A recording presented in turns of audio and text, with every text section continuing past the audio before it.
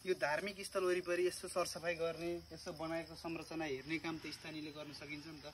यस्तो बिजोग छ यहाँ यो बरको रुखको यता यो झाडीमा यो चारकुसे झाडी, यो मान्छे हरान जस्तो झाडी भइसकेको छ। यतातिर यस्तो छ। अब यहाँ काम चाहिँ यही नहेर्नुहोस्, बिजोग छ। यहाँ यस्तो झाडी आइसक्यो। के हो यो? अलिकति भएको संरचनालाई चाहिँ स्थानीयवासीले पनि अलिकति संरक्षण गर्नु पर्यो यसको। यस्तो पाराले त कहाँ हुन्छ यो? देश कसरी चल्छ यो? भएन नि त। अनि देश अनि अरूले बिगार्यो भन्ने कि आफूले पनि सपार्ने हो? यस्तो पाराले त भएन नि त। यस्तो यो झाडी के हो? यो चारको साडी यो चाहिँ हाम्रो यो नर्मदेश्वर महादेव हरिहर जय श्रीराम मन्दिर व्यस्तस गणेशटोल देउराली तनहुमा रहेको यो मन्दिरको वरपर अहिले यस्तो अवस्था छ।